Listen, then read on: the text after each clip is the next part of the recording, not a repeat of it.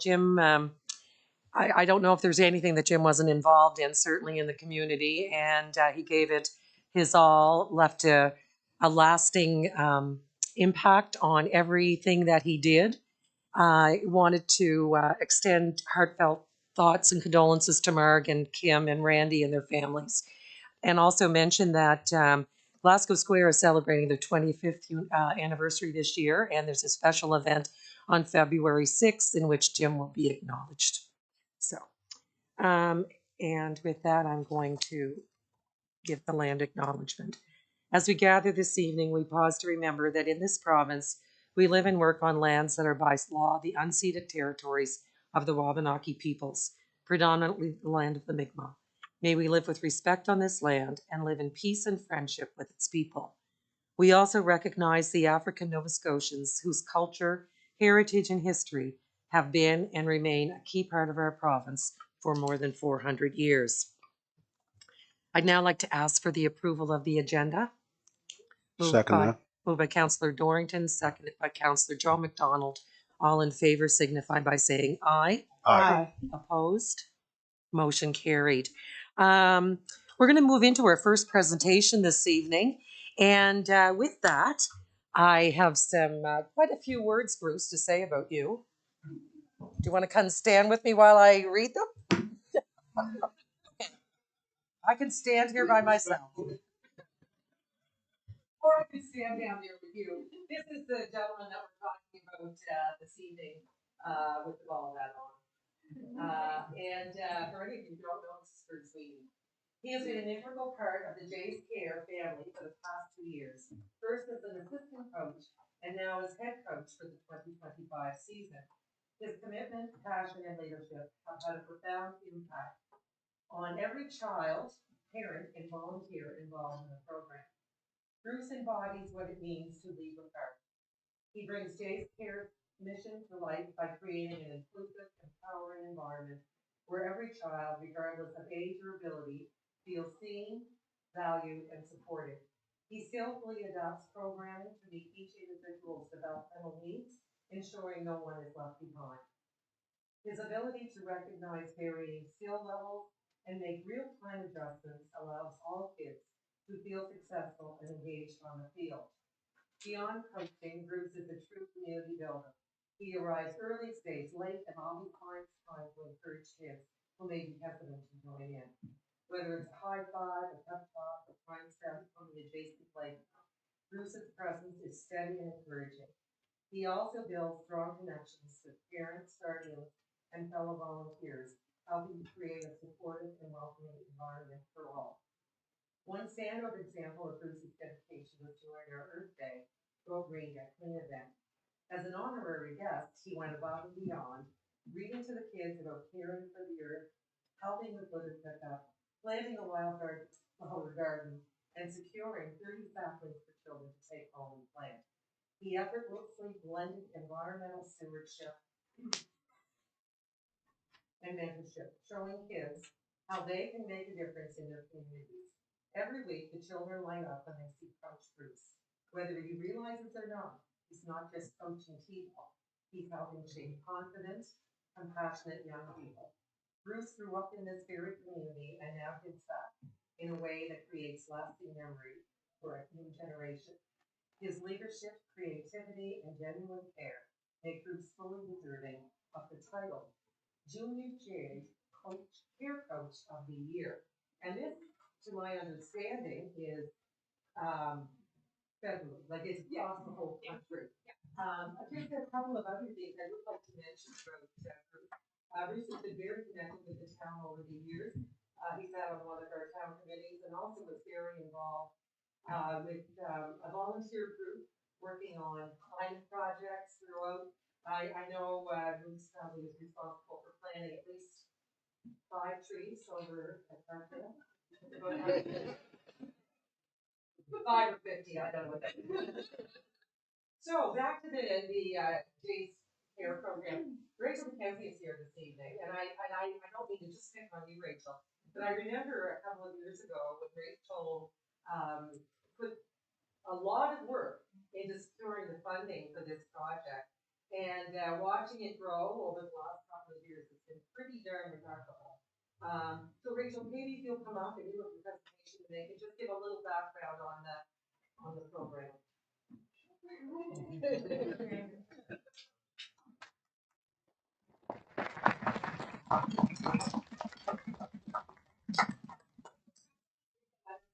Yes, yes, yes. From James Fair Foundation. It was great to been selected as one of the honorees for the 2025 James Fair Community Partner Coach of the Year Award. Out of hundreds of dedicated coaches across the country, your work stood out for its impact, heart, and commitment. Congratulations. This recognition reflects the incredible difference you've made in your community and in the lives of your athletes and the community partners program lead. We know how much time, energy, and care goes into running a program, and your athletes truly are fortunate to have such a passionate and dedicated coach guiding them.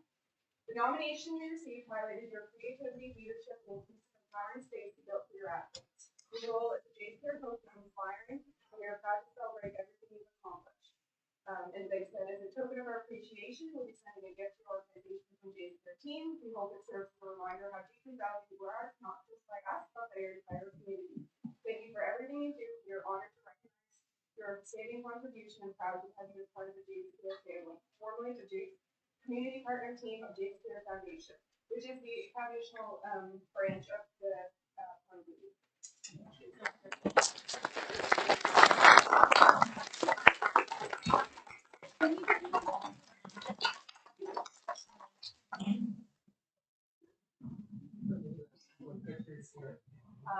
If anybody else wants to come up, I mean, if anybody.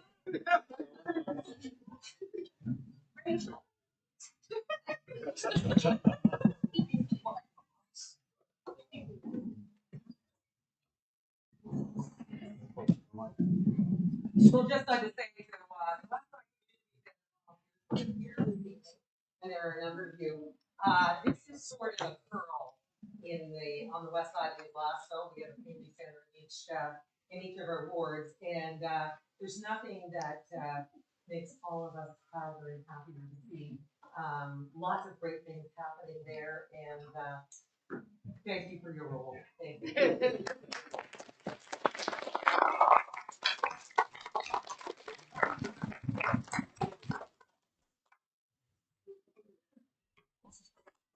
Okay, we have another presentation, and our presenter is online. And I'd like to welcome Lana Goldberg. There's a presentation from Stand Earth. We heard this, actually it wasn't with you, Lana, but we had your predecessor with us at the last climate meeting, and thought it would be important for all to hear. So, you're on. Great, thank you so much for the opportunity to present. I'm just going to share my screen and look at to record. And we're going to load.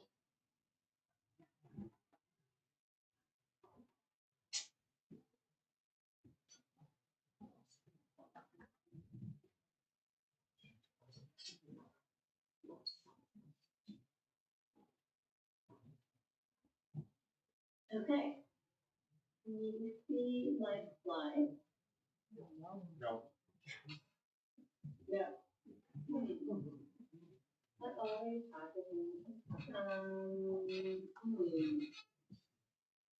Let me try something else.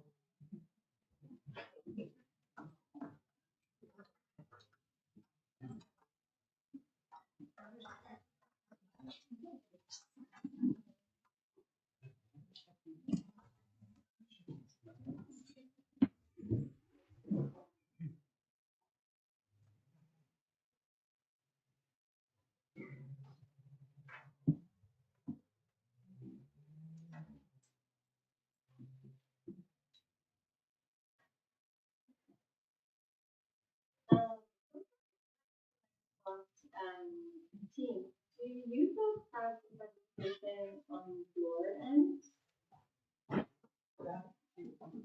He says no. No. Okay. Okay, does anybody know how to do this?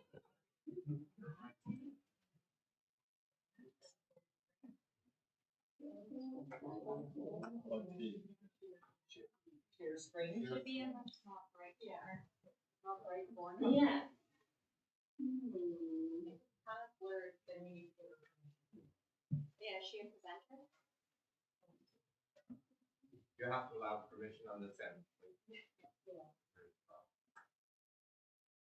Does she have permission, yeah? You have permission.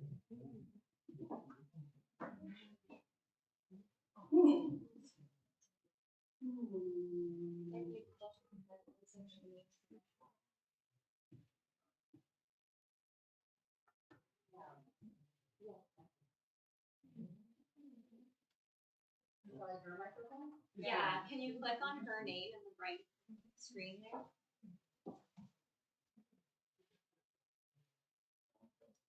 Up, yeah. Oh, if you go over to the right, there's like that. Yeah. Yeah.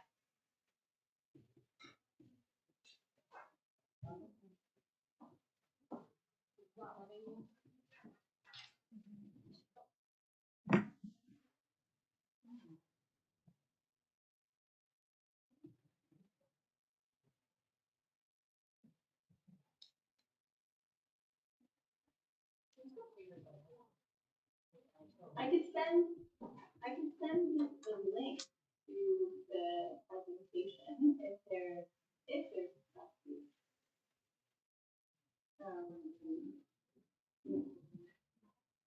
Yeah, I see the shared screen. It just wasn't. It's gray instead of white. Oh, my goodness. Okay, I think it's special permission. Let me just do that.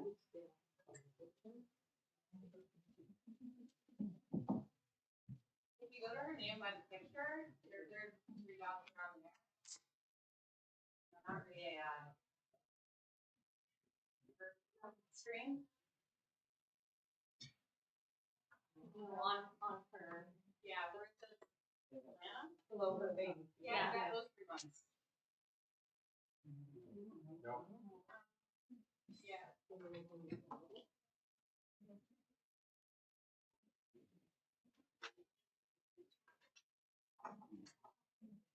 Or if you go to the link she sent, you open that. Thank you. Okay, yeah.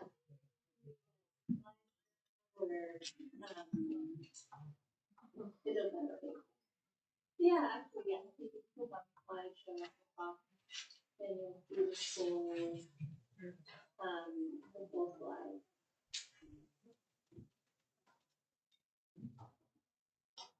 Okay, anyway, sorry about that, and thank you so much, for your time.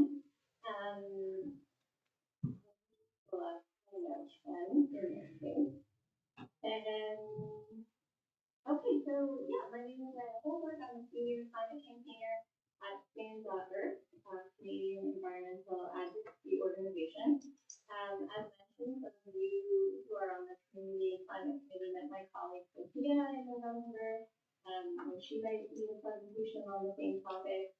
We were very fortunate to have her on contract while she got a full-time job, so understandably she has moved on to another organization. We're currently hiring another person to be a campaigner out in Nova Scotia. Hopefully we'll have someone local to continue this conversation with you all soon. In the meantime, I'm filling in and I work out of Toronto. Next slide, please.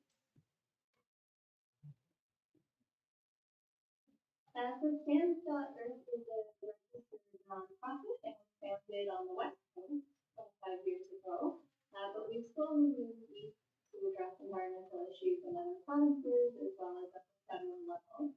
Among our various campaigns, which include forest protection and clean economy transitions, we also work on the fossil fuel non-proliferation treaty. And that's a separate organization and campaign, but we believe in supporting it in Canada. So this is a global initiative to encourage countries to halt fossil fuel expansion. And the idea is similar to other global treaties that set the stage for international commitment and cooperation. You can see a bit of that in the third slide. My control. Hilarious. Can you see the whole slide now?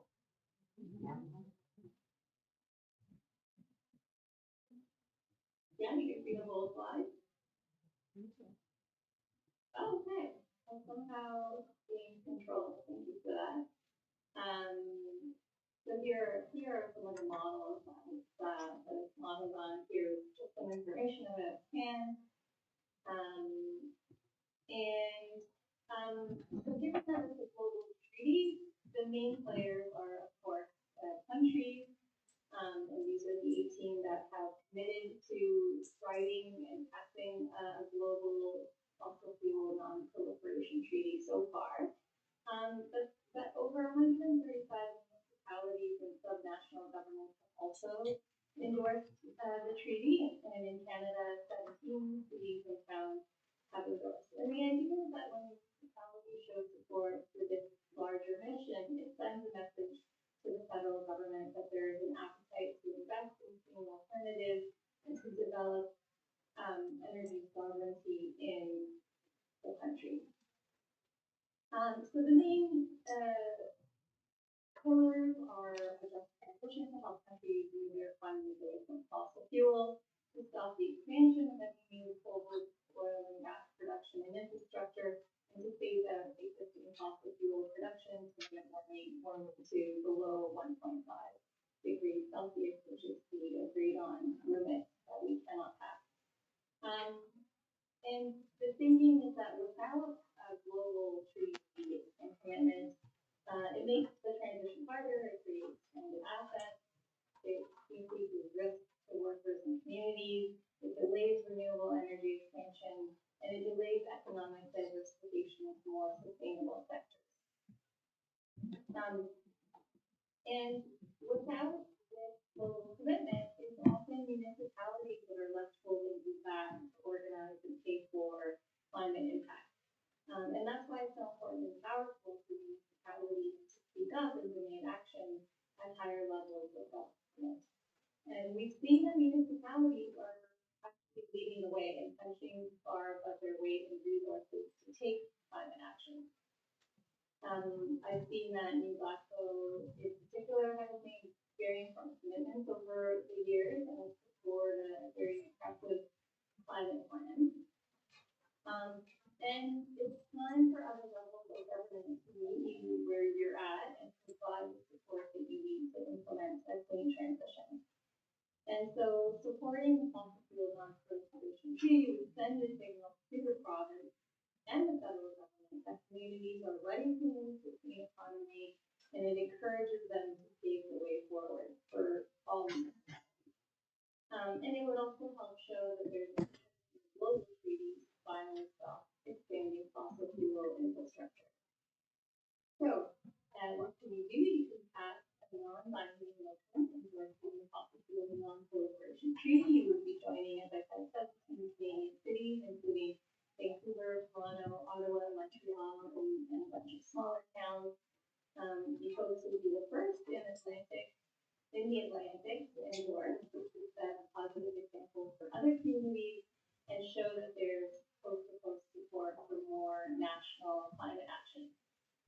It's helpful. We have a draft motion that you could use as a base and edit as you see fit. So we would love your support to signal that that your municipality is doing what it can, and that it would like to see more support from higher levels of government, and that it supports a global initiative for countries to work together. Thank you for your time, and I'd be happy to answer any questions you might have.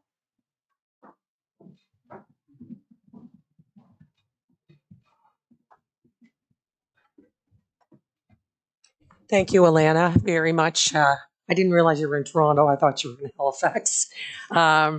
Anyway, thank you for joining us this evening. This will be brought back to our Climate Action Committee and discussed further.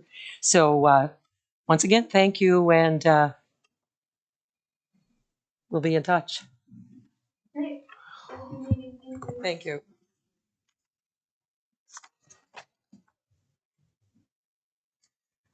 Okay, our next presentation, we have Peter McCarron regarding a petition concerning Kennedy Court. Peter, I'm just thinking about this is being live or streamed. Should he be at the mic? I forgot my makeup. Well, if you sit that way, nobody can see you. Well, I guess he has to speak into this mic. Yeah, you can do it. That'd be. Does it go on or?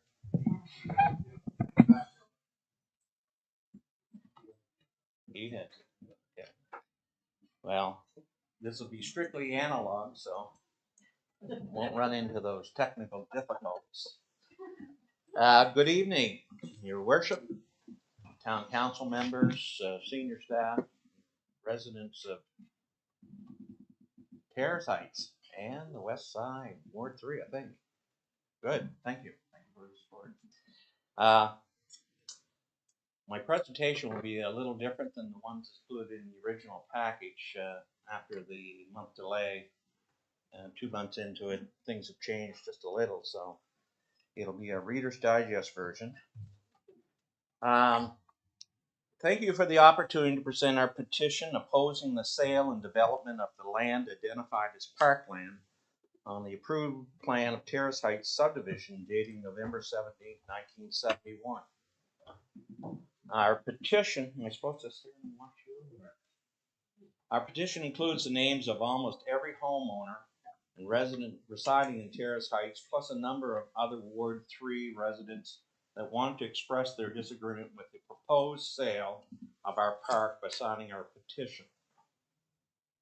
Initially, we intended to include a number of town documents that we believed enhanced our position, but in the end we realized there were only 4 documents that we wanted to zero in on or focus on. First, our petition that has been signed by over 260 residents of Ward 3, most of which live in Terrace Heights. In fact, the initial homeowner in Terrace Heights, identifying the homes on the initial plan of 1971, with the exception of 3, have signed our petition. Second, we have included a copy of the approved 1971 subdivision plan referring to the area in question as Park and Reserve Park.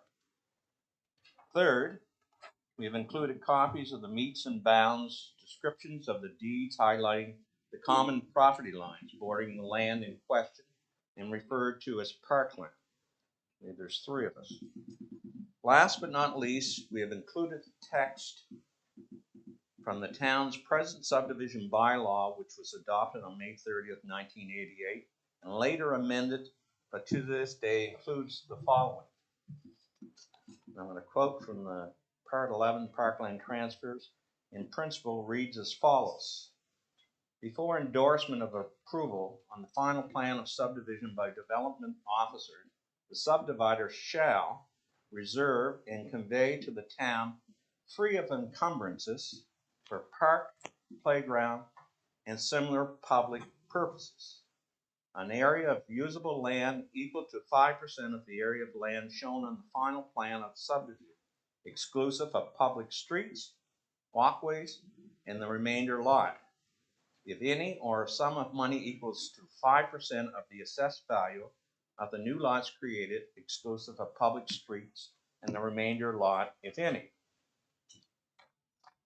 There is no reference in the current subdivision bylaw allowing the town to sell this land as surplus or for any other reason.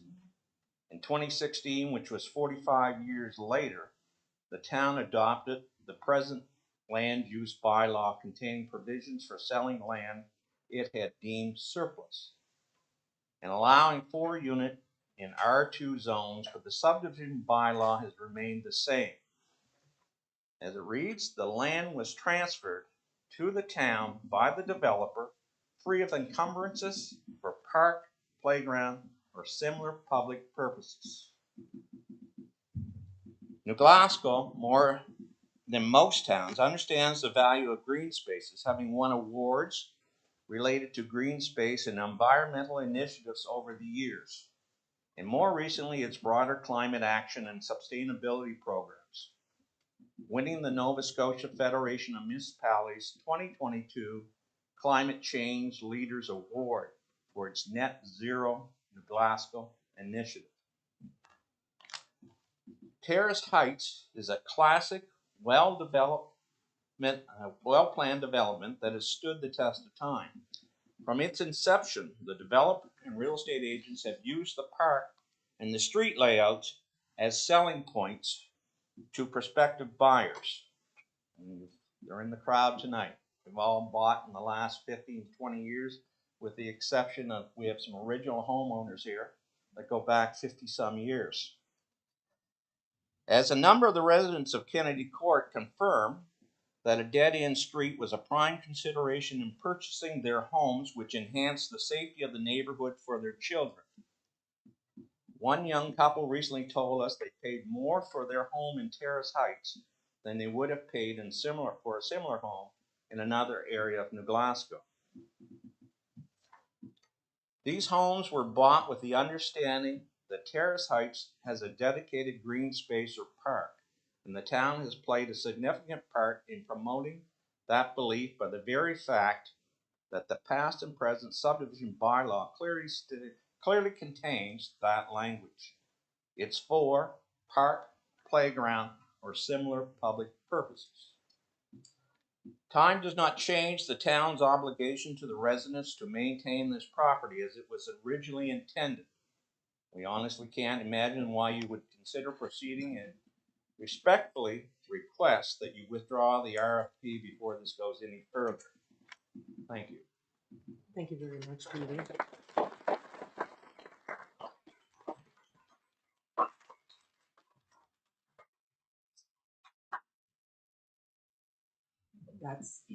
Did anybody else from your group want to speak to that, or? Any volunteers? No. No? Okay. Thank you for that. Lauren, Sorry. Curry. I'd like to say something. My name is Lawrence Curry. I've lived there about 40 years, Terrace Heights. First of all, I want to thank council. I had more damage done during the hurricane than anybody else in Terrace Heights. And what the town did was extraordinary for me.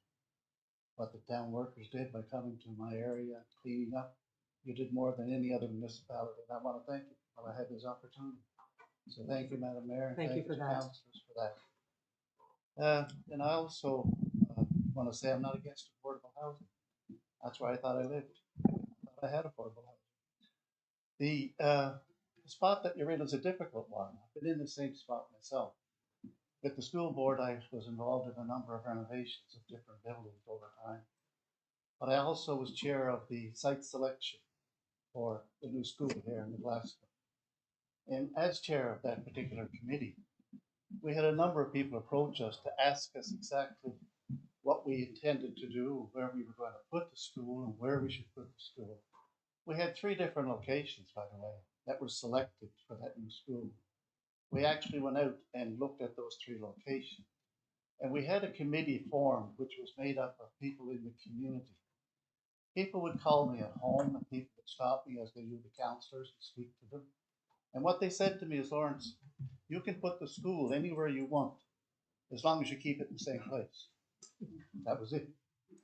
Everybody told us, although the other 2 locations were better, they gave us more safety in terms of that concern. They gave us more space in terms of that concern.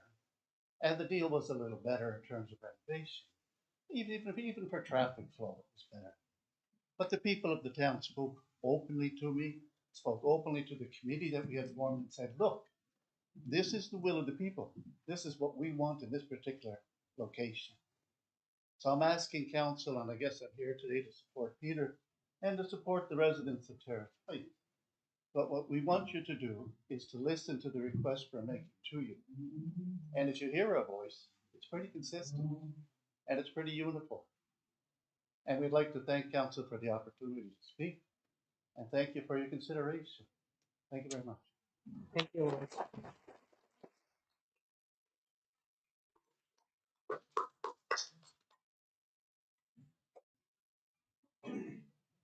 Are you getting up to speak, Lloyd?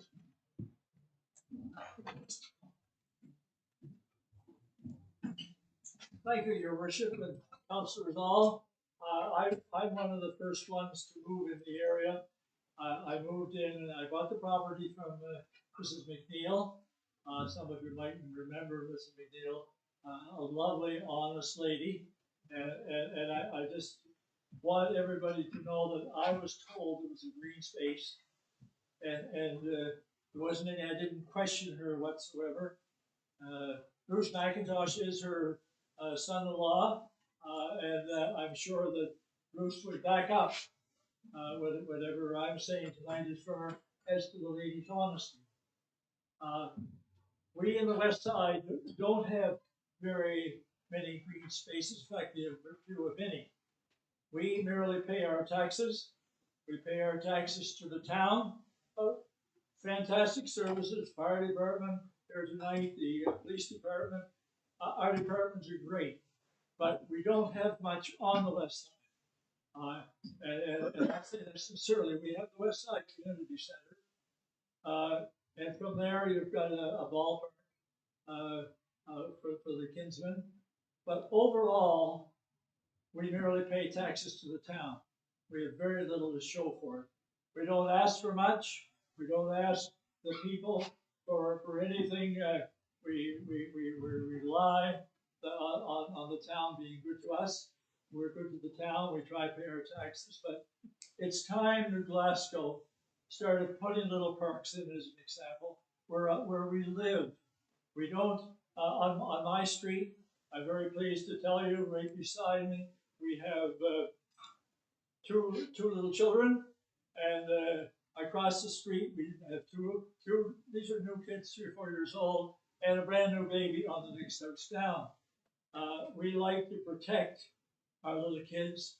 I'm 86, so and very lucky to be alive today, thanks to our hospital and the people that are looking after it. They saved my leg officially this morning. So I'm asking the town tonight, I'm asking to develop the park. Don't just make money with it, because that's what I read, that you're trying to make money on a property that it should have been used. My little fellow used a Kawasaki bike, he's now 55 years old.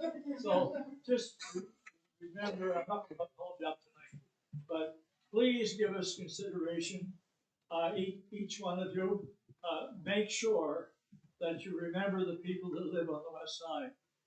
I can think of our town, as I close, I can think of our town, the most valuable asset is the center of town. West side, and I'm thinking of the large park area. I looked into it. I'm getting too old to do anything about it. That's your marsh area. The town of New Glasgow has studied it. Cinemax University did a study on it, on what animals are there, and that study's already in town hall. Done by biologists, but that's done.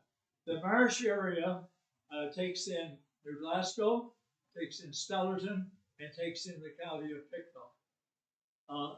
That would be a wonderful development. Cars go flying through. What's this little place, little village we just went through? No idea how that could be developed. That's just one thing. Please develop our park on the west side. Sorry, I kept you too long. It's okay. Okay. I didn't come here tonight. My name's Kevin Clark, and I didn't come here tonight thinking about speaking, but I guess my wife and I are at the other end of the spectrum. We've only been on the west side coming up 4 years. We moved here from the South Shore, and I've had the pleasure of living around the world and in large urban centers. My wife's from Westville. I'm originally from Three Brooks outside Pictou. And one of the things that compelled us to move to where we moved, to the west side, we live right across the park from where the parkland is the fact that we have a 4-year-old, and the fact that we can walk up the street, and the fact there's not a lot of traffic through there, and people use it for as almost Churchill Drive, as a walking trail from Abercrombie Road down to Terrace along the river. And it's a fantastic sense of community, you know, the number of people that have dropped by to see me, and they're all older than I am, which is fantastic. And they make you feel very, very welcome. I think to be a part of that community means much to us, and to be able to look out and see the green space there, see the deer and the crows, and for Liddy to spend time over there building snowmen and stuff like that. That's why we moved there. Like I said, I've lived in large urban centers, lived in London, England for a time, and lived in a place called Belém where it was row housing and nothing but houses as far as you could see. And I had to move. I had to get back, being from an area where you see things that are green. I had to move and get back over somewhere, even though it was further to travel, while I lived in London, closer to what they would call a common, which would be the same as what our green space is. It's a common. When I think about a green space and I think about affordable housing, well, there's always ways to be able to get affordable housing. But once green space is gone, it's gone. It's not going to come back. And that's the thing that I think about.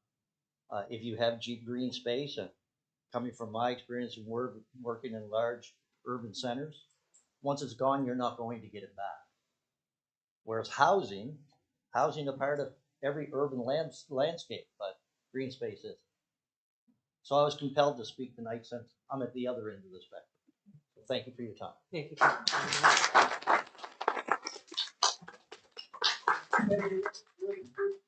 Spoke positively about deer in town. Can I send it? Don't be like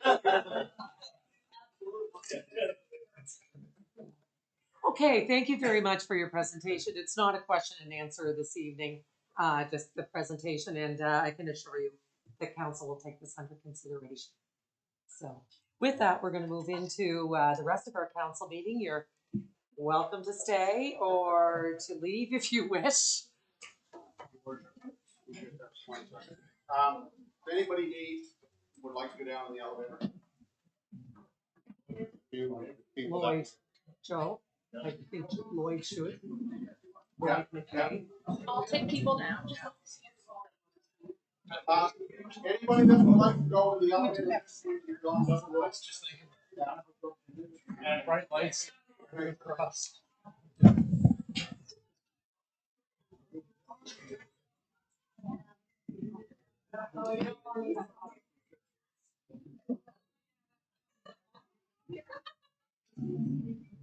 Oh, no.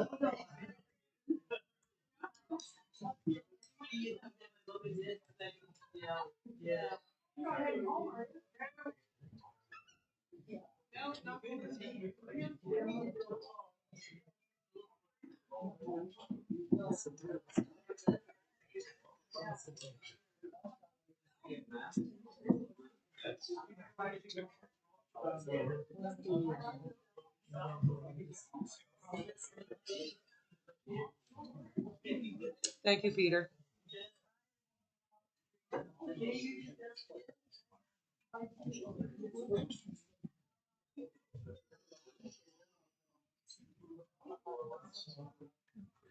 Okay, Councillor Fraser, back to your seat.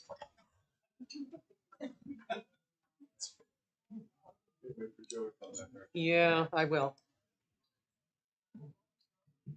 Why they?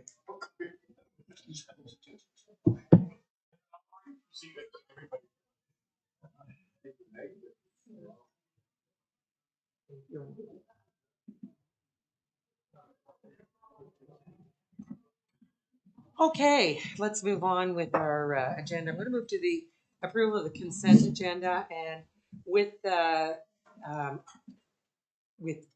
ability to pull out the Martin Luther King Jr. Day proclamation. So excluding that, could we have approval of the consent agenda? Moved by I'll second that. Coleman, second by Councillor Joe McDonald. All in favor signify by saying aye. Aye. Aye. Opposed? And I'm going to ask Deputy Mayor Peters. Proclamation, Martin Luther King Jr. Day, January 19th, 2026. Whereas the third Monday of January United States, but also in countries around the world to mark the birthday of Reverend Dr. Martin Luther King Jr. each year. And whereas Dr. Martin Luther King Jr. was an African American civil rights leader and Nobel Peace Prize recipient whose leadership changed the world, and whereas the work of Dr. King led the civil rights movement in the U.S. to end racial segregation and discrimination in America during the 1950s and 1960s. And whereas he was a spokesperson and inspiring leader for nonviolent ways to achieve social change. And whereas he was an eloquent speaker and his courage and dedication to end racial discrimination inspired a worldwide following. And whereas Dr. King's I Have a Dream speech is one of the most uplifting and important speeches of our time and is a mantra to live by. There, oh, go ahead. Therefore, be it resolved Mhm. that I, Mayor Nancy Dix of the town of New Glasgow, do hereby proclaim January 19th, 2026 as Martin Luther King Jr. Day in the town of New Glasgow. Thank you, Dawn, for that. I just to add to the reading of the proclamation, I had an interesting ask from a student at King's College. He's a Bachelor of Journalism student, and he somehow noticed that the town of New Glasgow has been making this proclamation for the last number of years and wanted to talk about that. So I did have a Zoom meeting with him, and it was really interesting. We talked about why we did it, why it's relevant to our community. And the thing that I found interesting was that he was not able to find many other communities that make that proclamation. So he's doing an article on it, and I'm sure I can share with you when it's finished. Okay, moving on to the approval of reports. The committee of the whole report. I'll move that we accept the report as circulated. Moved by Councillor Jessica McDonald. I'll second that. Seconded by Councillor McKenna. All in favor signify by saying aye. Aye. Opposed? Motion carried. The finance report. These are both January and December's. Move the adoption of the finance report for December 2025 and January 2026. Moved by Councillor McKenna. Seconded by Councillor Fraser. Any questions on the motion? All in favor signify by saying aye. Aye. Opposed? Motion carried. The engineering and public works report. Yes, Your Worship, I'll motion that we accept the engineering and public works report as submitted. I'll second that. Moved by Councillor Joe McDonald, seconded by Councillor Deputy Mayor Peters. Question. Any question? Yeah. Yes. There's no one here this evening, but perhaps I am concerned about the Ward 1 ramp. It's getting close to a year since the awarding of the contract. Is our grant at risk? And perhaps Michelle Ward might be able to give a comment on that. Because is there a timeline for we have to return the money? There is a deadline attached to it, but we have spoken with funders, and they recognize the fact that there are circumstances beyond the control of the town of Glasgow that prevent us from meeting that deadline. And so an official letter went to the funder on Friday after a conversation, and we approved for an extension until September 30th. Thank you for that. I'm really glad to hear that. I do think that point perhaps it's best answered by the engineering department. At what point do we move on or retender the ramp or make a decision? Because there's not slow progress, there's no progress so far on the ramp. Earl and I have been discussing that. We're extremely disappointed, and we may have to reissue because of the delay and actually no response from the contractor. Thank you. Any further questions? Yes, Your Worship. I'm wondering, with regards to this, has there been ongoing communication with the community? I believe, Michelle, you can respond. Deputy Mayor. Sorry, Deputy Mayor Peters, my apologies. Yes, there has been ongoing conversations as late as this afternoon. I spoke with the chair of Ward 1, and we'll communicate in writing with them to share the rest of the record. And they've been appreciative of the communication from the town and recognizing again that it is beyond control of the town in terms of this. Any further questions? Comment? Yes. I just wanted to say, Your Worship and myself had both received an email from a citizen in Ward 3, complimenting the Public Works for their hard work and swift work with snow removal, both snow removal and the sidewalks. And I just thought it pertinent that we should put that on the record this evening. Thank you. Nice to hear. Any further questions? All in favor signify by saying aye. Aye. Aye. Opposed? Motion carried. The solid waste report. I move to accept the solid waste report as circulated for the month of December and January. Moved by Councillor Dorrington. I'll second that. Seconded by Councillor Joe McDonald. Any questions on the motion? All in favor signify by saying aye. Aye. Opposed? Motion carried. The police report. I move to accept I recommend to accept the police report as circulated for the month of December and January. I'll second that. Okay. Moved by Councillor Dorrington, seconded by Councillor Jessica McDonald. Any questions on the motion? Yes, Your Worship, just through to the chief. I noticed in the report on public safety that 3 out of 6 incidents of public safety happened in Ward 1 in December. That 9 out of 11 incidents of public safety happened in January. 21 calls to Viola's Place in January, 20 calls to Viola's Place in December. It seems that comment made previously by Councillor Dorrington about the increase in crime due to the heavy concentration of homeless people in that area. Do you have any comments on that, Chief? Thanks for the question, Councillor McKenna. First, I'll answer the first part of the question with the highlights in terms of operations and public safety. So that's not obviously statistical data. Those are some highlight occurrences that we pull out just for situational awareness. Secondly, the other half of the question with respect to specific data involving the shelter. Obviously, that community is an area of concern, certainly an area that we see month over month increase in terms of frequency of police involvement. We have not done a cross comparison to other areas of town. That's something that we could do if council would like to see that. We could do a comparison of the 3 wards. I think it's hard to do that given that Ward 1 encompasses a lot of the downtown core, which isn't a fair comparison because I think it does skew statistics that way. But we also have the shelter and the hospital and other services. So it's hard. I think it's an apples and oranges kind of a comparison, but it is also important to note that the ones that you highlighted, and I know that they're not all of what you're doing last 2 months, but you are highlighting ones that are more that are jumping off the page at me to highlight that they're occurring in Ward 1. Similarly with the fire calls in Ward 1, I know that report is not up yet, but lending assistance to individuals in need is like there was 26 in November and 8 in December.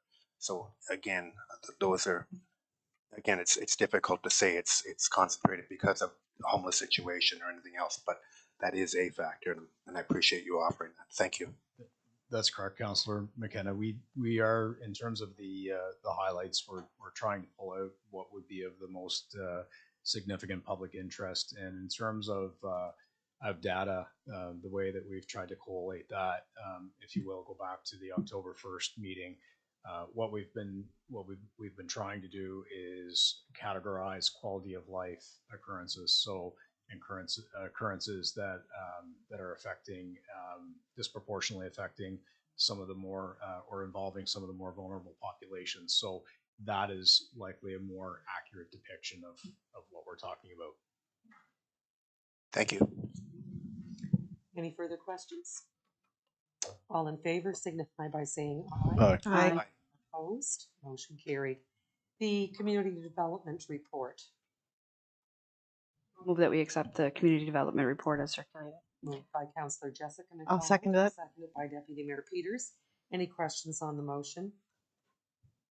All in favor signify by saying aye. Aye. Opposed? Motion carried. The business development officer report. Yes, Your Worship, I'll motion that we accept the Business Development Officer's report for both January and December of 2025. I'll second that, Your Worship. Moved by Councillor McDonald, seconded by Councillor McKenna. Any questions on the motion? All in favor signify by saying aye. Aye. Opposed? Motion carried. The fire report and fire inspection report. Yes, Your Worship, I move that we accept the fire report and fire inspection report dated January 19, 2026 and December 15, 2025. Moved by Deputy Mayor Peters, seconded by Councillor Dorrington. Any questions on the motion? All in favor signify by saying aye. Aye. Opposed? Motion carried. The building report. Yes, Your Worship, I would move that we accept the building report for the months of January and December. Moved by Councillor Fraser. I'll second that. Seconded by Deputy Mayor Peters. Any questions on the motion? All in favor signify by saying aye. Aye. Opposed? Motion carried. The information technology report. Yes, Your Worship, I would move that we accept the report as circulated in our package. Moved by Councillor Fraser. I'll second that. Seconded by Councillor Joe McDonald. Any questions on the motion? All in favor signify by saying aye. Aye. Opposed? Motion carried. The Human Resources and Corporate Communications report. Yes, Your Worship, I move that we accept the Human Resources and Corporate Communications report dated for both January 19th, 2026 and December 15th, 2025. Moved And by November 17th, 2025. Moved by Deputy Mayor Peters, seconded by Councillor Dorrington. Any questions on the motion? All in favor signify by saying aye. Aye. Opposed? Motion carried. The Strategic Initiatives Project Report. I'll move that we accept the strategic initiatives and project report for January 19th, 2026 and December 15th, 2025. Moved by Councillor Jessica McDonald. I'll second that, Your Seconded Worship. by Councillor Fraser. Any questions on the motion? All in favor?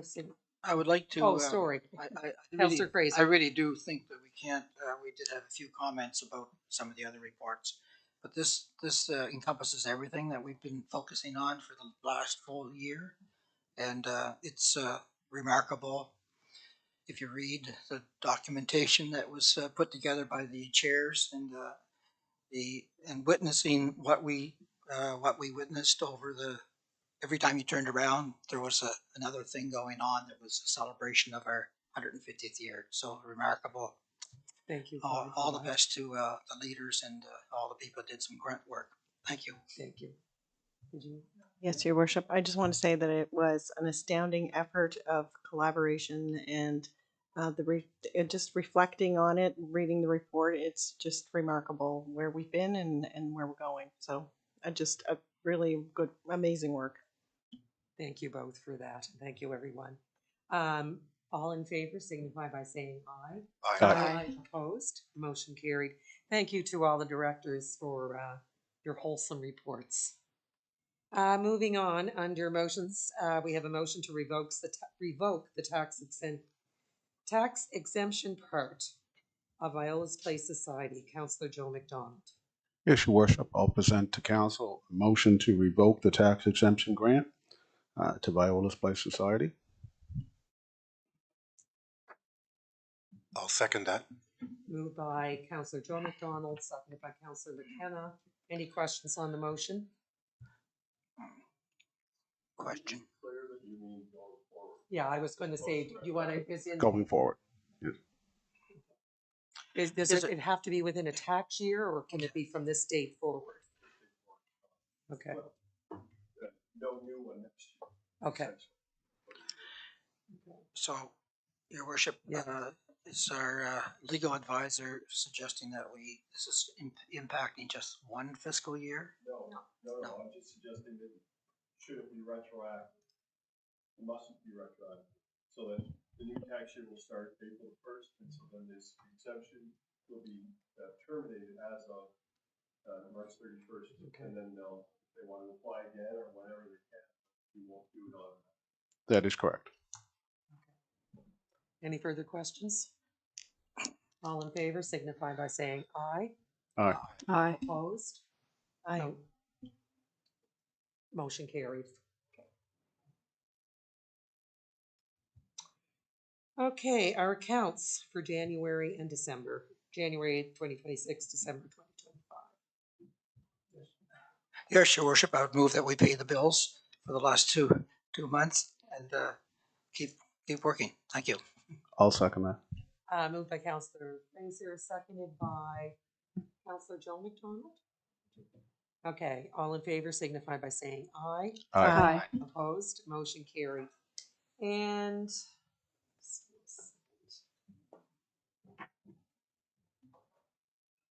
next up, we have recommendations from in-camera meetings.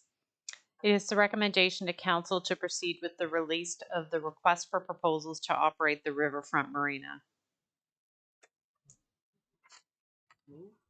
Need a motion and a second. Oh. Moved by Councillor Dorrington. I'll second that. Seconded by Councillor Joe McDonald. Any questions on the motion? All in favor signify by saying aye. Aye. Opposed? Motion carried.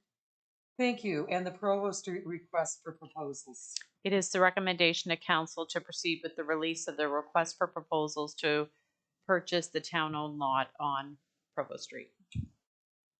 Motion to approve. I so move. Moved by Deputy Mayor Peters. I'll second it. Seconded by Councillor Jessica McDonald. Any questions on the motion? Aye. Oh, sorry. no questions? All in favor signify by saying aye. Aye. Opposed? Motion carried. Thank you. Motion to adjourn. I so move. Moved by Deputy Mayor Peters. Just take a moment.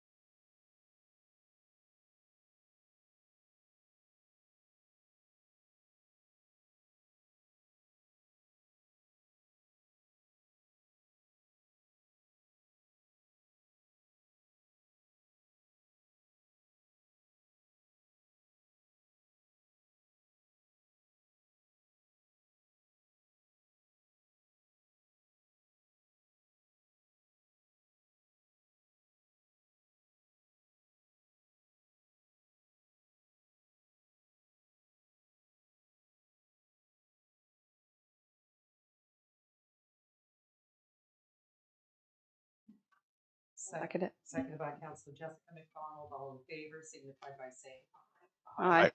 Opposed, motion carried. Under matters for senior staff, we have a recommendation from our program culture and events manager for travel outside of Canada. It is recommended to council that the program culture and events manager attend the Folk Alliance International Conference and Festival in New Orleans on January 21st to 26th. As you've read in the information provided, the cost of this conference is being covered by the festival. Accept the recommendation. Moved by Councillor Second that. Your worship, Seconded by second Councillor that. Joe McDonald. Question. Yes. I note that the costs for this are very reasonable, but I wonder if council should be looking at it in the future, taking a stance that we not send employees to the United States except for exceptional circumstances. Not asking for a motion, it's a comment. Yes, duly noted.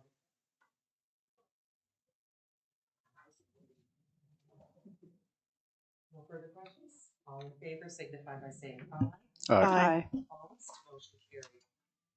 Next, we have a recommendation from the Assistant Director of Engineering and Public Works.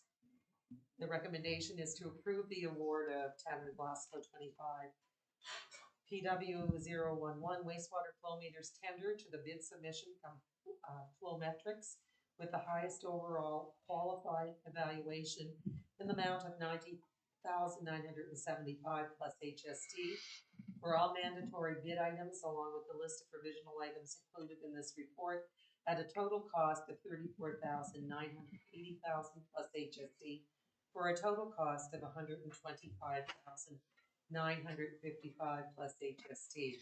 As a successful proponent to provide a total of 12 new wastewater flow meters with specified attachments to the town of Glasgow, using funds from the town of Glasgow approved 25-26 general capital budget.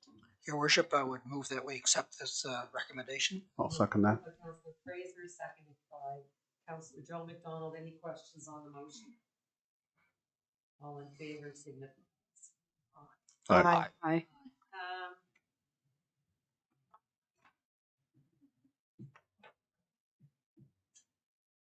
The recommendation from the Assistant Director of Engineering and Public Works.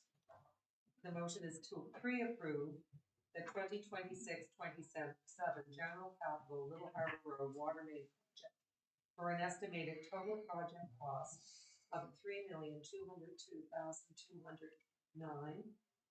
net HST, using approximately $800,000 net HST from the Housing Accelerator funding, Infill Development and Utility Expansion Initiative, $200,000 net HST from the 26-27 General Capital Budget Capital Paving Program, $301,000 net HST from the 26-27 General Capital Budget Capital Curve, $312,000 net HST from the 26-27 General Capital Budget Capital Sidewalk, and $1,589,209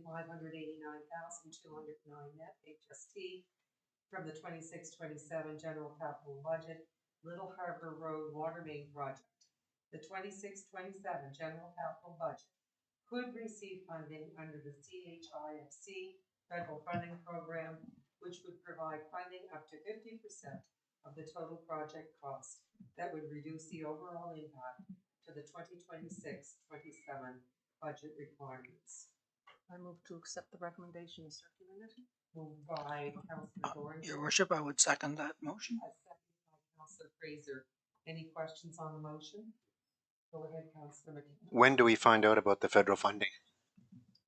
So the submission was made for application last fall, and we reached out to our MP's office, and they said that that was well before Christmas, that they're hoping that awards would be made soon, but at this point we still don't know. So Just to go on record as certainly supporting the need for this and not done, but I hope that we get the funding because other department so do we, budgets. because it will impact every other. Yeah, budget. You took the words right out of my mouth. Thank you. Yes. Any further questions? All in favor signify by saying aye. Aye. Opposed? Motion carried. This is the recommendation for the approval of gravel tender and salt hauling tender. It's to formally approve the recommendation, which was circulated electronically for approval to award the salt hauling contract to the second bidder, Victor County Bulk Carriers, as the contract to the low bidder was terminated due to breach of contract. I so move. Moved by Deputy Mayor Peters, I'll second that. seconded by Councillor Jessica McDonald. Any question on the motion? All in favor, signify by saying aye. Aye. Opposed, motion carried. And it is recommended to council that the low bidder SWB's construction be awarded the contract gravel speaking appropriate specifications. Yes, your worship, I'll motion that we accept the recommendation. Okay. I'll second it. Moved by Councillor Joe McDonald, seconded by Councillor McKenna. Any questions on the motion? All in favor, signify by saying aye. Aye. Opposed, motion carried. And the recommendation for the salt hauling contract. It is recommended to council that the salt hauling contract for 25 to 27, which was awarded to the low bidder Michael Cannon Trucking Limited on October 20th, 2025, be terminated due to breach of contract, and the remainder of the salt hauling contract for 2025, 20 to 2027. Yeah, but I did it twice in a row. I thought we did that for both. Yeah, that's one. Okay. Scratch that. Scratch. Yeah. But it's here. It's in my. Let's, So we have a memo from the Glasgow Regional Police Chief on the implementation of the new body worn and the digital evidence management system. That would be for information. Motion to receive, your worship. Moved by Councillor Joe McDonald. I'll second that. Seconded by Deputy Mayor Peters. Any questions on the motion? question. All in favor, signify by saying Aye. Aye. Opposed, motion carried. Thank you, everyone. And committee reports, a memo on the county shared service. Motion to receive, your worship. Moved by Councillor Joe McDonald, I'll second that. seconded by Councillor Jessica McDonald. Any questions on the motion? All in favor, signify by saying aye. Aye. Opposed. And the memo on the mayor's and warden meeting. Receive, your worship. Councillor Fraser, seconded by Councillor Dorrington. Any questions on the motion? All in favor, signify by saying aye. Aye. Opposed, motion carried. Thank you, everyone.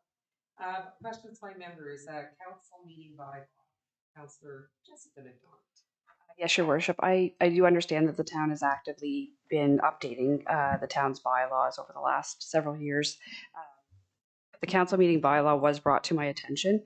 It is dated 1994, so it is been several years. A lot of the phrases are still in the masculine. There's not a lot of plain language. The meeting time is incorrect. It doesn't take into consideration the advance in technology that we do meet by Zoom, Teams, etc. And so I'm just wondering if it's something that we might be able to revising. Yeah, exactly. And although it's not on here, it's the same for the committees, boards, and commissions bylaw. And I'm just wondering if maybe we should be revising the committees of council. That's also from 1994, and a lot of those committees don't even exist any longer. So it would be nice to see the updated, the committees, climate, sustainability, all of those. Thank you with that. I know that there has been an ongoing process to update the bylaws. Would those two possibly be, could they bump out others, or do you see that adding to the list, or what should we do? Not sure that they would bump out other bylaws that we're working on. It's just the projects that we're working on. If we want to bump out projects to advance bylaws, we could.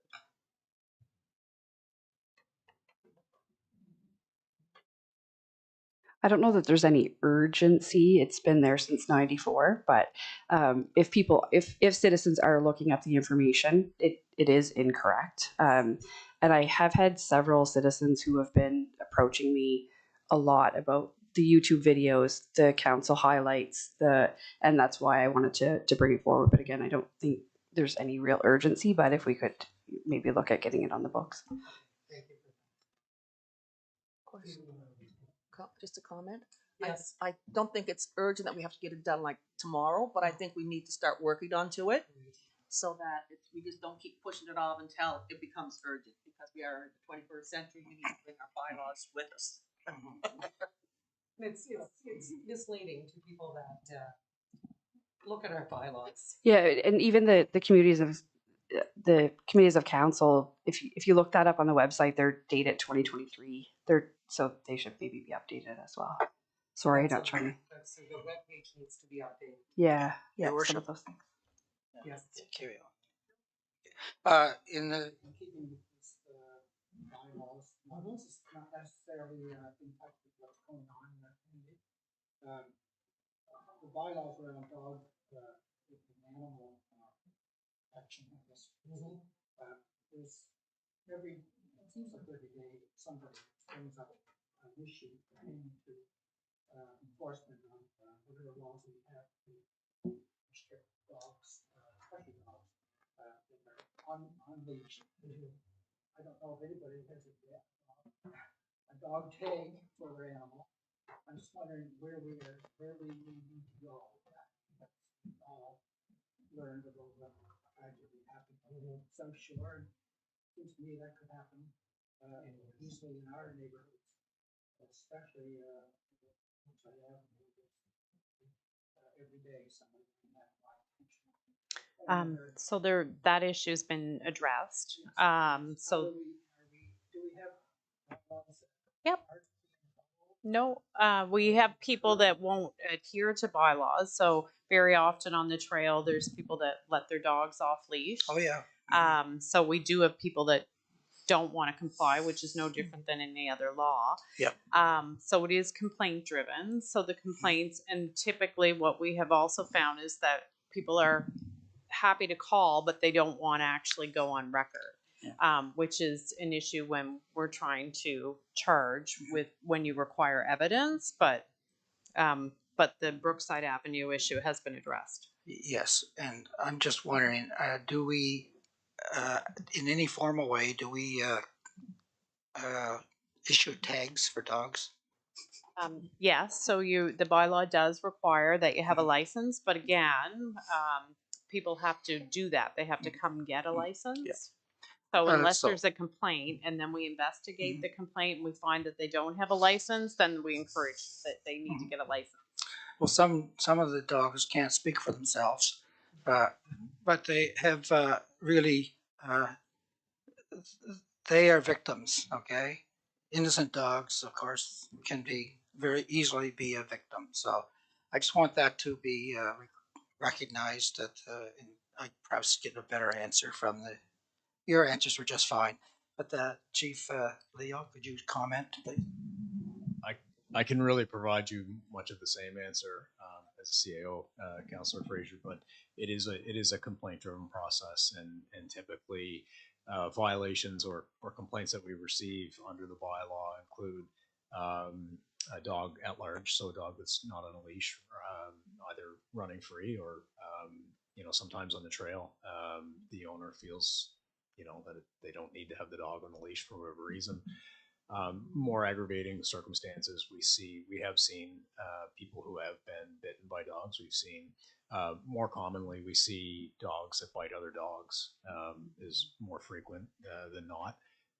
But like any other complaint-driven process, we rely on the evidence, we rely on the cooperation from the witnesses, and other avenues of evidence as well. We typically witnesses, and unfortunately, going down that route is not a process for everyone. So more often than not, people are looking for some type of informal resolution, which we're very happy to provide.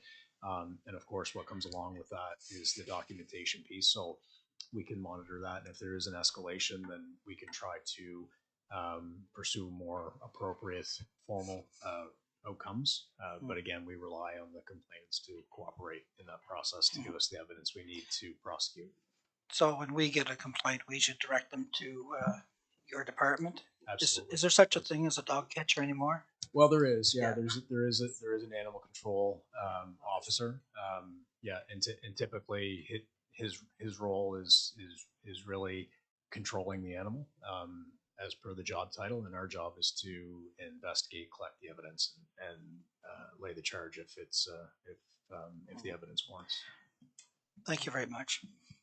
Thanks. And the traffic in Canada Post on Monroe Avenue, Councillor.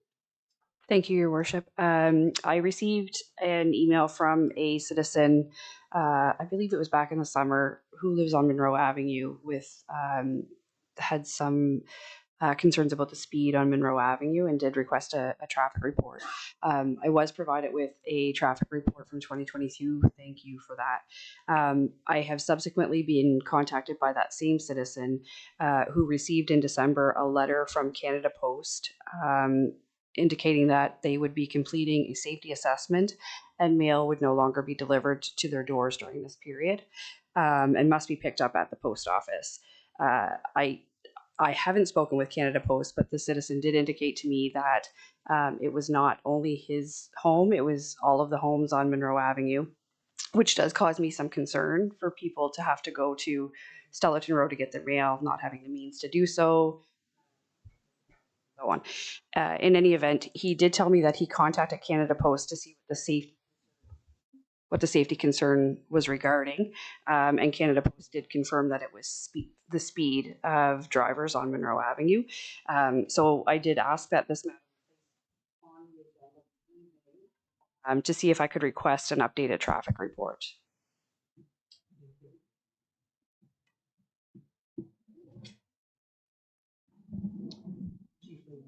Sure.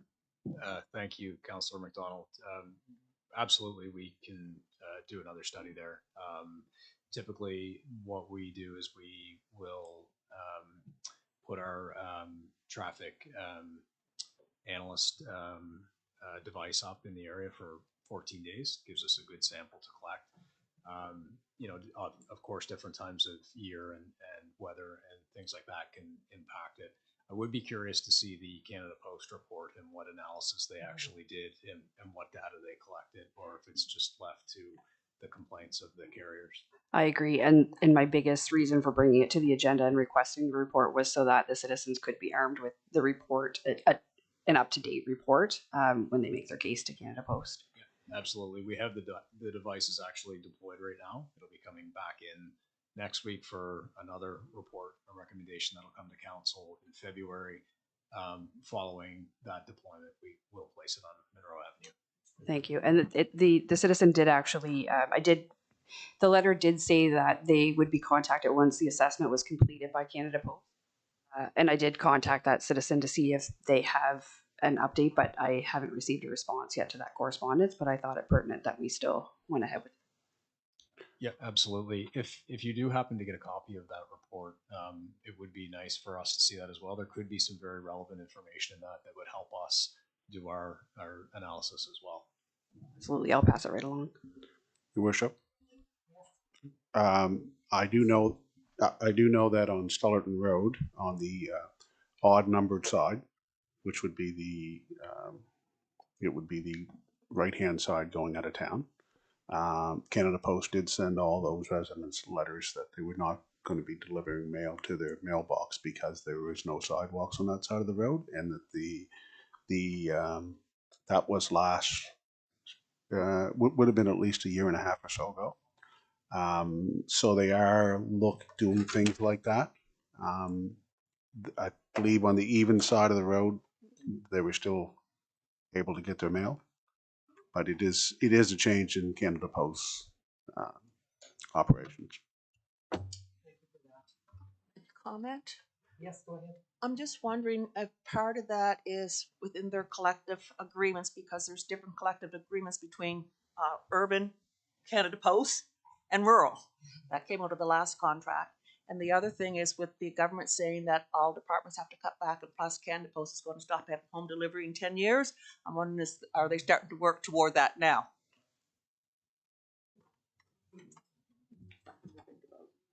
Thank you. Thank you for that. And thank you, Chief Leo. Okay, resolution to move Viola's Place, Councilor McKenna.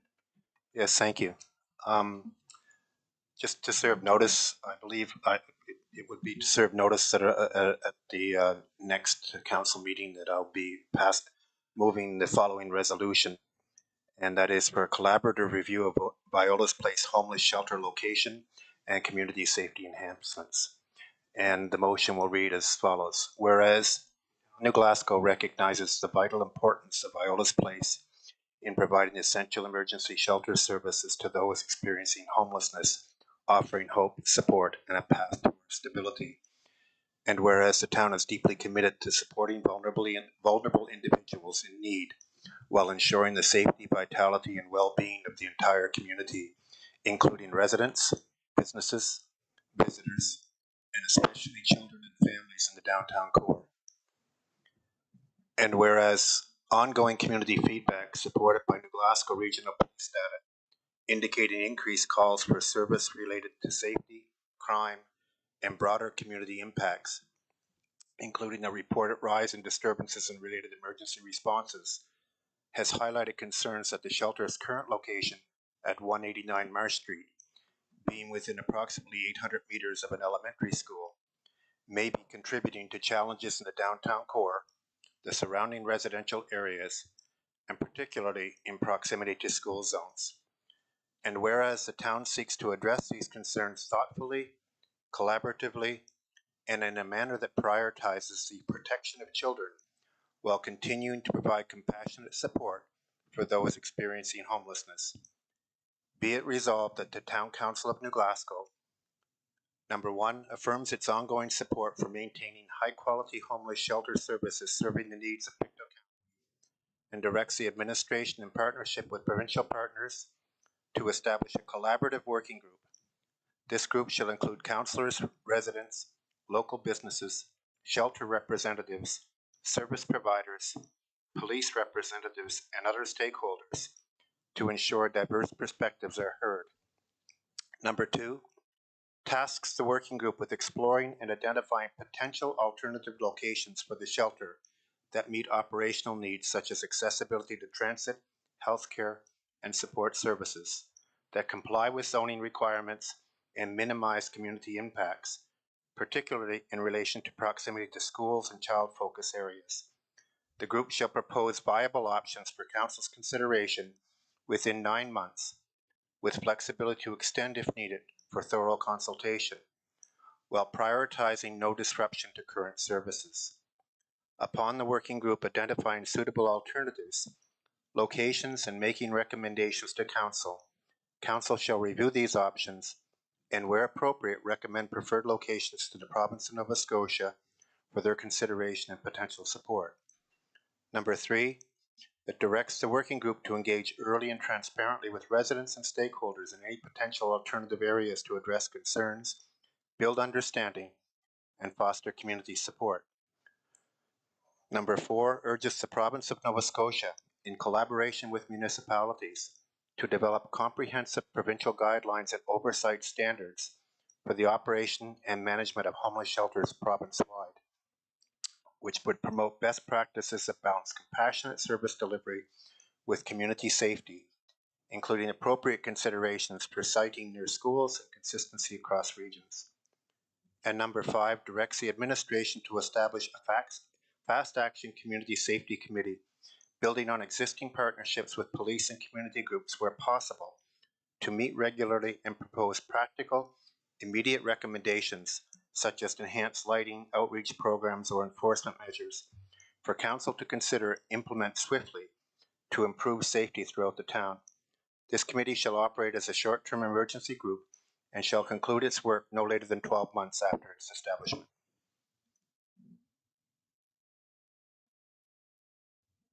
I invite comments. Any comments? Go ahead. Thank you, Councillor McKenna. Just a couple of comments. I am on the, as you all know, on the liaison committee with Viola's Place Shelter and have been since December of last year. We've had many meetings, and most of which, all of which have had open communication.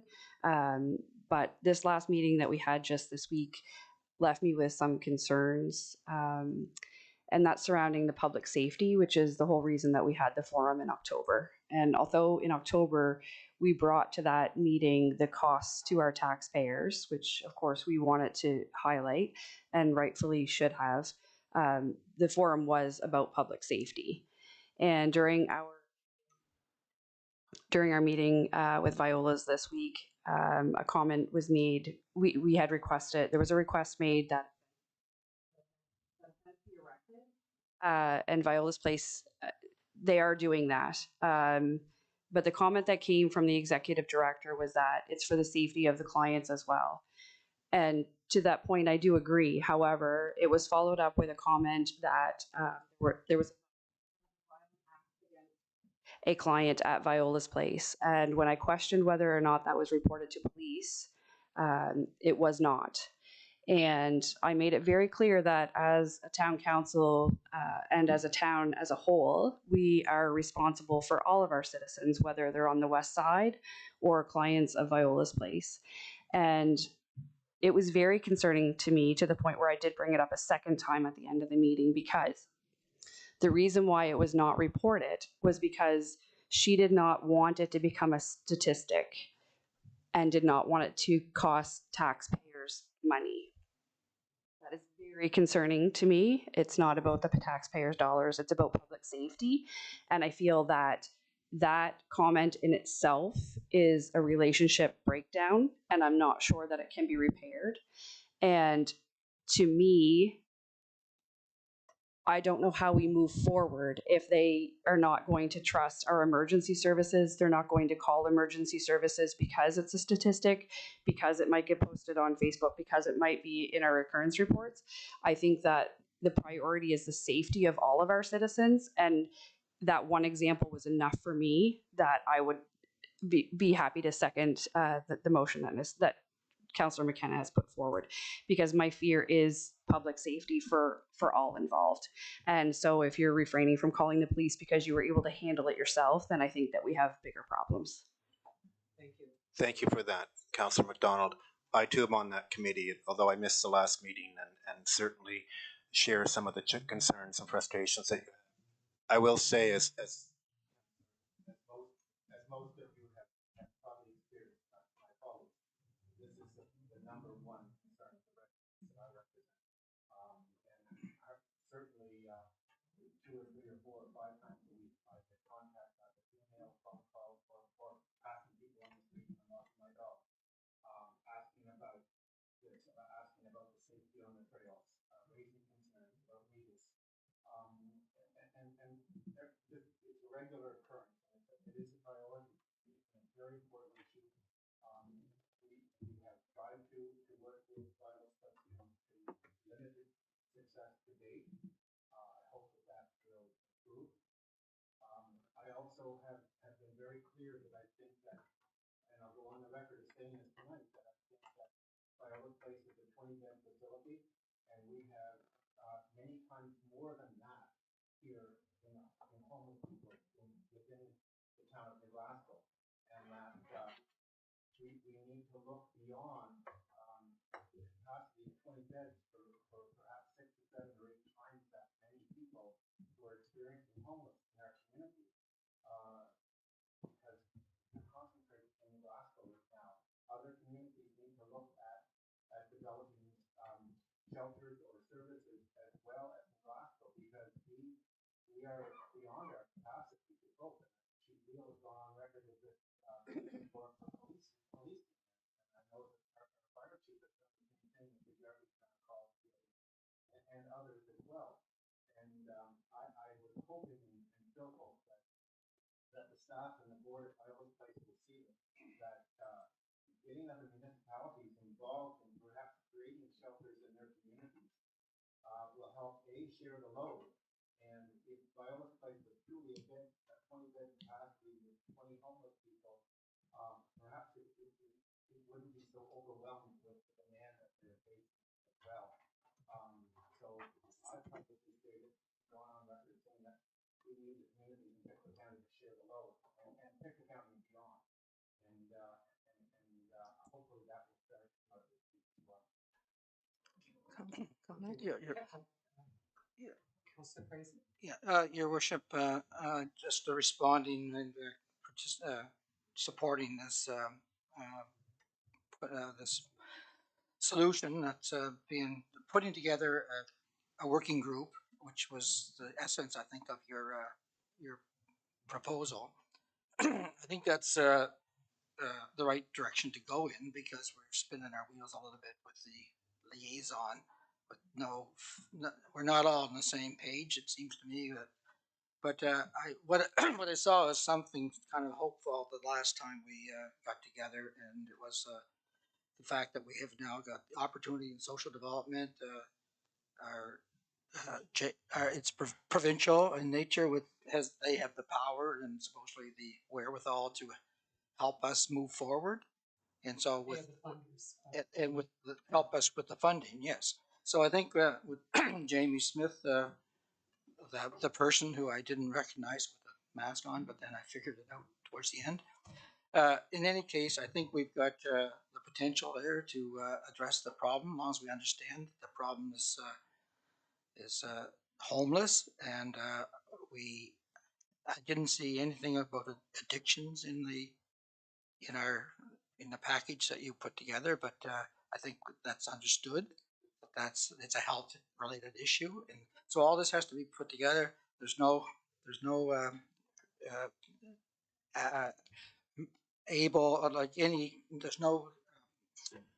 such solution that we can count on until we work our way through this and get something with provincial support. And I must say that every time we come to these functions, our public safety is critical, and our law enforcement folks are there for us and for the community at large, and for the victims that are suffering. Thank you. I thank you very much, Councillor McKenna, for putting that resolution together, and anyone who's worked on that.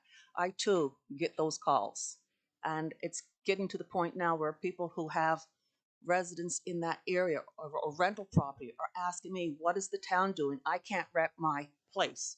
You're looking for housing, but no one wants to live near the shelter. And so they keep saying, well, what is the town doing? You must be able to do something. And I keep telling them, well, it's a not-for-profit, private sector, and you'd have to contact the shelter themselves, the other thing is, I'm very concerned about the comment that Councillor McDonald shared with us with regards to the public safety and a resident there being assaulted or whatever the case is, that should be that person's responsibility to protect all citizens of New Glasgow, not worry about whether they become a statistic. As the executive director of a shelter, you should be concerned about the safety and well-being of everyone, because I think there was a comment that was made in one of the reports that came up from there that, we have to look at it from their point of view, that people at the shelter are being hollered at or being harassed, etc. Well, if you're not going to reach out for public safety and get medical services when someone who's at your residence is assaulted, I think that's a derelict of duty, or bordering on derelict of duty. The other thing is, I think the provincial government seems to be overwhelmed, because this is not the first time. We are not the only municipality who has these issues, and they've all been conveyed in different ways, shapes, and forms to the provincial government about that. They do have a directive around the operational mandate of it, but they don't have a directive in terms of the protocol of how you take people in, et cetera, and we can't seem to get that information. And the province continues to fund them, knowing that they have these problems and they're only getting worse in all the communities that have these. And that I think the provincial partner needs to step up, do more, and listen to the constituents. I'm disappointed in the fact that they had indicated they were going to do some things from our public meeting, and they were going to have protocols in place, etc. Well, so far, obviously, this is not a priority for them because they're not in place yet. But yet we have the same issues. So I think the biggest player here is the province. and they're overwhelmed. All those other priorities that they have out there, let's deal with the human priority, the homelessness that's across our province. Thank you to all my colleagues on this. Some of you, most of you perhaps know that I went around the neighborhood of Viola's Place to meet with the neighbors because I needed to hear what they're experiencing. And I was extremely alarmed. I thought I had heard it all, but I hadn't. And that's part of what's formed my response to needing to act. And squarely, some of them were the misunderstanding that the town controls Viola's Place, and certainly had to clear that up, and that is cleared up. But we had urged the Viola's Place to do the same thing, and they indicated that they were going to. But to the best of my knowledge, the 14 different neighbors that I spoke to, only one said that they had met with anyone from the board of Viola's Place in the last 12 months. What these people are living with, and I'll also mention that there is some people who feel that this is simply a not in my backyard syndrome. It's a public safety issue, and it's more than just your backyard syndrome. But the people that I did speak with, what they're living with, the farther away from Viola's Place you live, it's an observation, and some people may challenge it, but I think the farther you live, the farther you're removed from what neighbors are living with and what they are putting up with, and therefore you may be opposed to moving Viola's Place if you live far away from Viola's Place and the reality, and not only Viola's Place but also downtown core as well. Yes, Your Worship. I just wanted to add to what my colleagues have spoken about, and just that I appreciate all the work that has been done to this point in trying to collaborate and moving forward. I guess some points that I would like to make is that we have a 20-bed shelter in our downtown core with an additional 25 emergency beds. So some of these people are very unwell, and their behavior gets them kicked out, and they're not allowed in.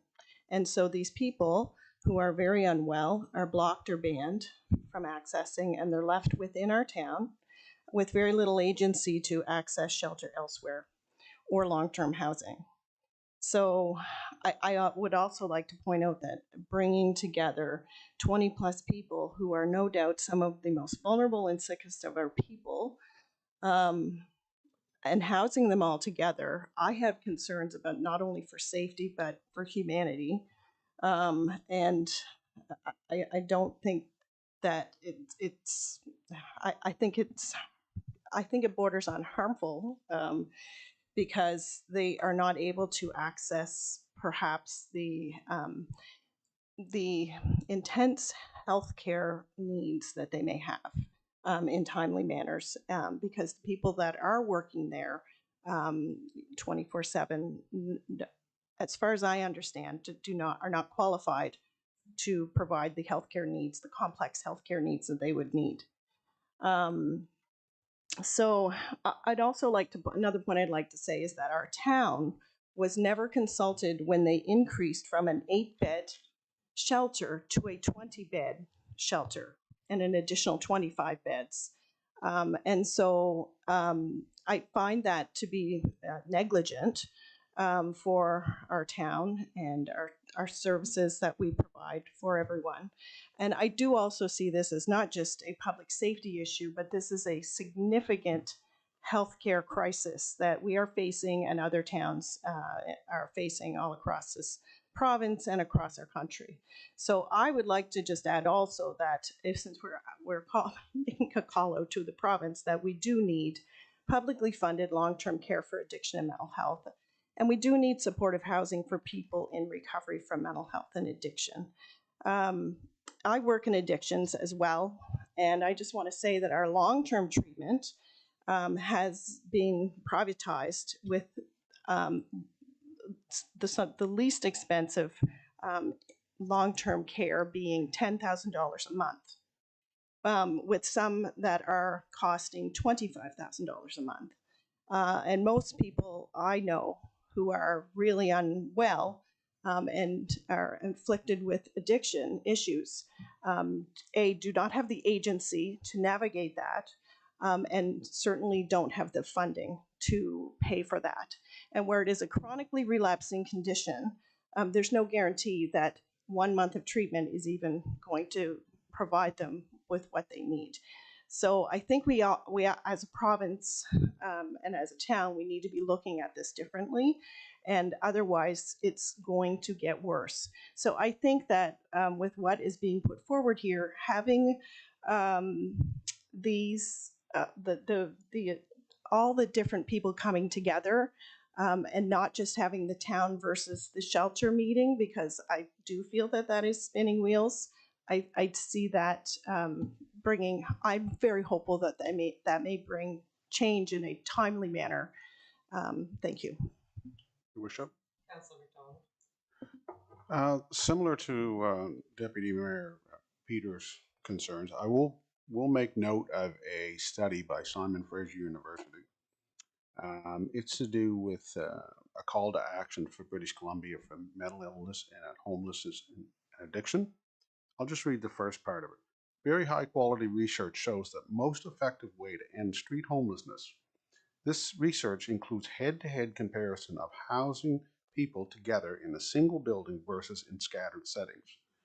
Results show that scattered housing is strongly preferred by people who need help and is better for communities. Although both approaches cost the same, only scattered housing causes reductions in crime, medical emergencies. So if you'd like me to send you the email for the link for that, I will. But it just goes to show that putting them all in one building, and I know we've heard from the province that says, oh, well, the resources are there, that's not the case. So I think we do have to look at different alternatives, and I believe this resolution will move that forward. Thank you. If I might, Sure. Councilor McKenna gave notice of motion.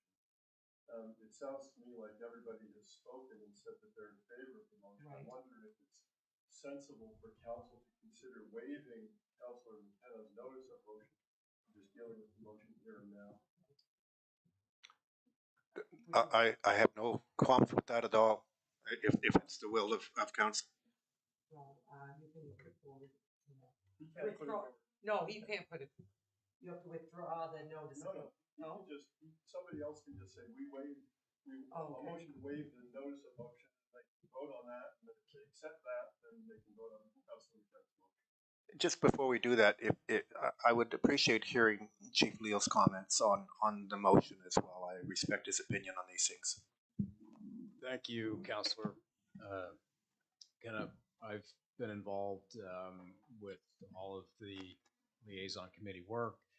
Of course, keeping a very close pulse on all of the occurrence data, not only, as I spoke about earlier, with relation to the shelter itself, but all of the occurrences that fit under the umbrella of quality of life. And certainly over the past number of years, we've seen an incredible increase in the number of calls for service involving on-house population. And of course, other than studies and anything that I've read myself, I have nothing to compare that to. But what I will say about our on-house population is that we have a great deal of people, to Deputy Mayor Peters' point, we have a great deal of our on-house population that are dealing with significant mental health and addictions issues.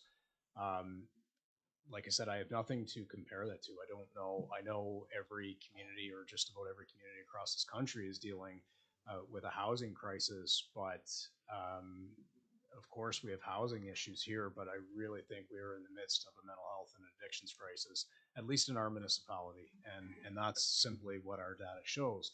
The unfortunate side of that is there are increased crime rates that come along with addictions and mental health. And as a police service, over the past number of years, we've really tried to pivot look at it differently, approach it differently.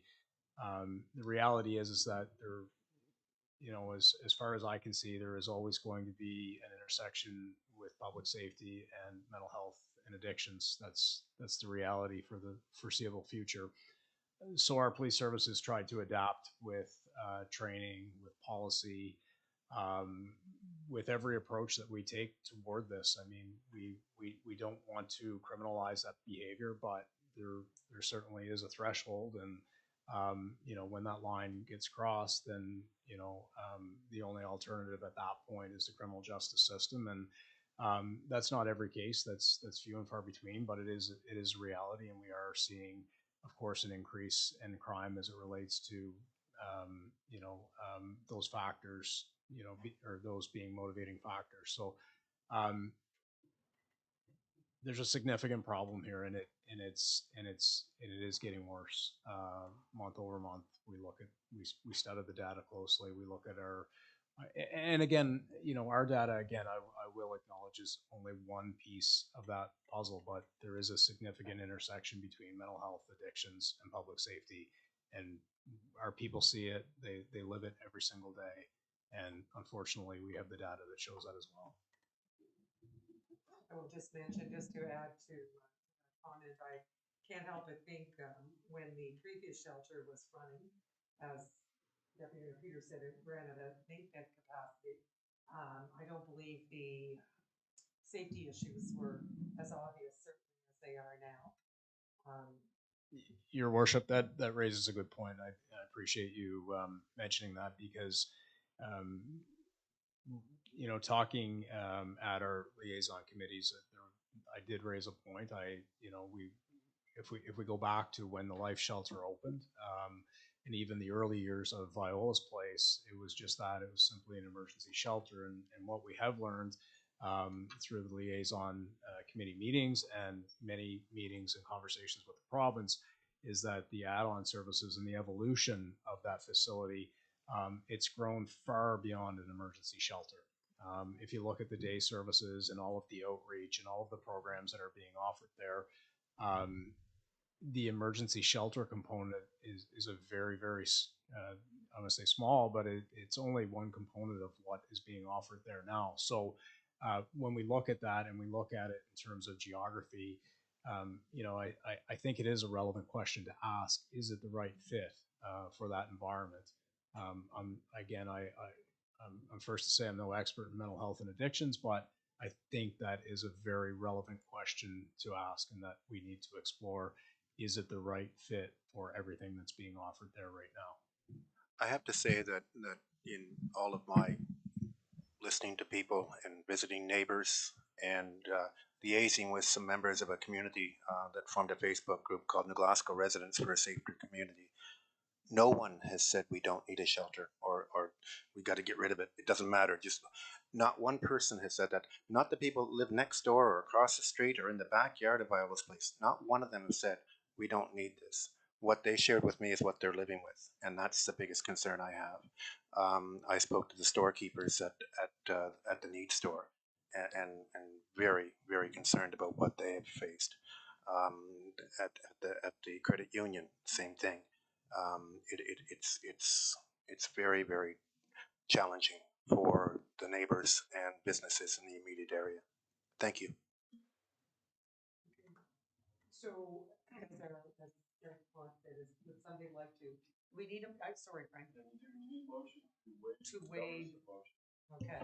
Your Worship, I'll make that motion to waive the notice of motion.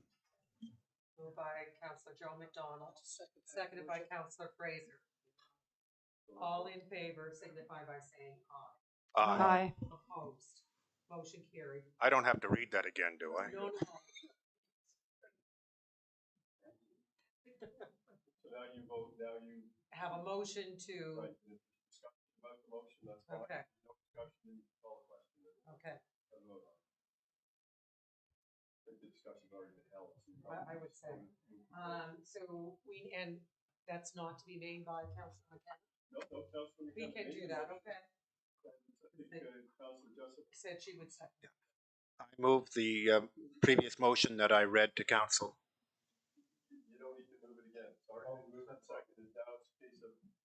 All in favor, signify Okay, by saying I think we've had our question time. All in favor signify by saying aye. Aye. Opposed? Motion carried.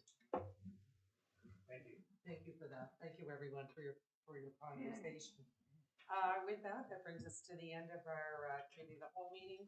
And Your worship, could I make a request that these microphones be fixed somehow? They're cutting in and out. We're holding them, pressing them down, and they're cutting in and out. Mine was stuck on for a while Councillor Peters or Deputy Mayor Peters was speaking. It's become problematic. yes, we'll have a look at that. Well, not mine personally. Yes, but that shall be done. Motion to adjourn. So move. No? Oh, a motion to move in camera, sorry. Okay.